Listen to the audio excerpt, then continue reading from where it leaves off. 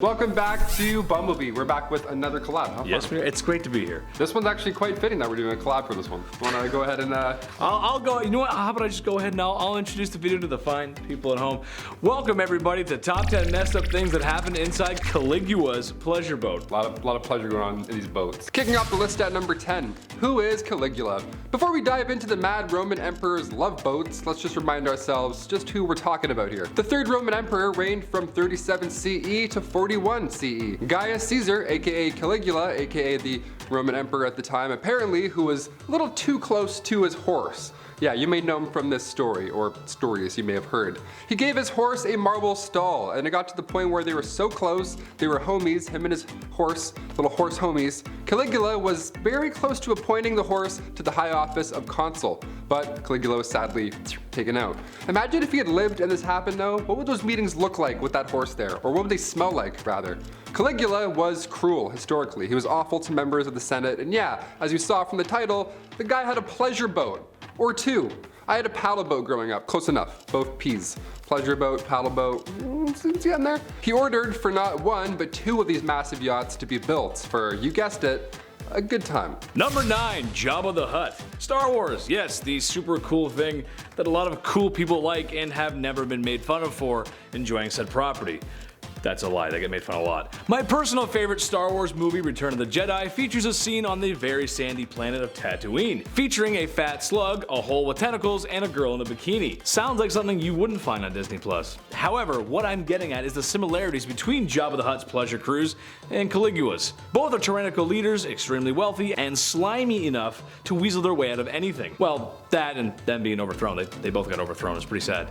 Nah, actually not really, it was pretty cool. Both vessels had friends in low places, extravagant parties until they both sank. One in water, the other in an unholy pit of teeth and tentacles. Number 8, 2 ships? This guy just couldn't have one ship, you know, just one write-off maybe to get some nasty deeds done every now and then out on the water alone where no one can hear, see, or smell or witness what's happening. No, he had to go and order 2 ships. Just in case, you know. The Nemi ships were both built by Caligula, and today we consider them floating palaces. I mean, look at these things. Back in 1928, an archaeological mission kicked off, and thanks to this discovery, we have now a much better idea of how Romans sailed so gracefully into the sunset. But of course, as you may have guessed, not all pleasure boats last.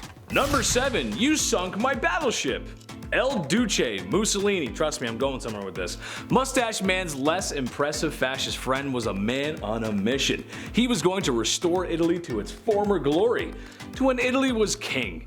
El Duce had a strange affection for the Roman Empire. I mean, can't blame him. The Roman Empire is pretty cool, right? This fixation on restoring the Roman Empire led El Duce to finding many artifacts and historical sites from that time period. So when they were discovered, El Duce was riding high. Italian troops were on tour in Africa. The war was looking good, everything was just peachy. What could go wrong, right? Well, Allied troops landed in Sicily, and the locals and the criminals of the area were supporting them, and it wasn't looking too good, actually. World War II was raging on, and Italy was a prime suspect. During the ensuing battles of Italy, the once legendary Caligula pleasure cruise was destroyed in the crossfire. Kinda sad, actually. Some blamed Germans, some blamed Allied artillery attacks, whatever the case may be. The vessel from history was lost forever. Number 6, rotating statue. Ships used to have some pretty impressive pieces of art. Some went a little overboard. Pun intended. Definitely that time, of course. These ships contained a rotating statue platform, but just what does that mean? What are we talking about here on a ship this long ago? How can you possibly rotate a statue on a boat? This is so heavy, how? Well, the first ever thrust ball bearing, that's how. This idea was originally thought of by Leonardo da Vinci previously, but this was one of the earliest uses of it in real life. Antique ball bearings. You mean my old roller skates? Because those things never worked. Always so much sand stuck in them. That first glide, you're like, done. Does not work. Number 5, textbook Boujee. Caligula was known for his excessive life on land, so you can imagine what it was like on the water. A boat that was filled with all kinds of things the common folk couldn't even dream of. Eating grapes off the vine while it's laying on a silk bed doesn't even begin to cover it. Enough food to feed an army, enough wine to drown Andre the Giant, and enough bedroom misconduct to give a certain website on the internet content for weeks. Seriously, Caligula had some issues. Dude was straight whack. But he has a boat, and that's cool.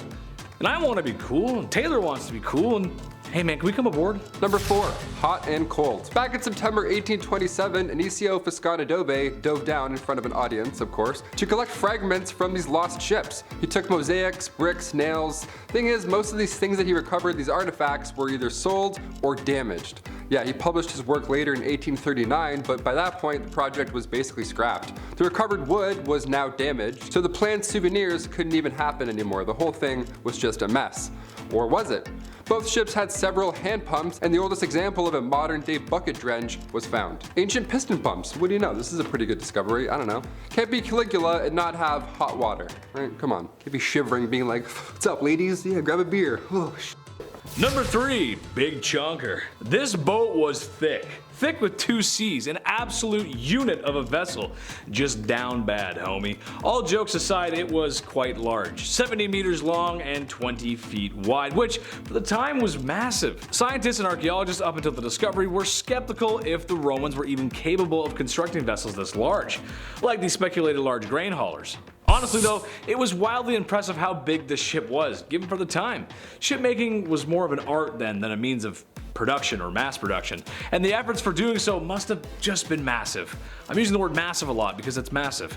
I passed a woodshop class once, maybe I should give it a try. I can have my own pleasure cruise, maybe with just a little less blasphemy, just in case. Number 2, darker history.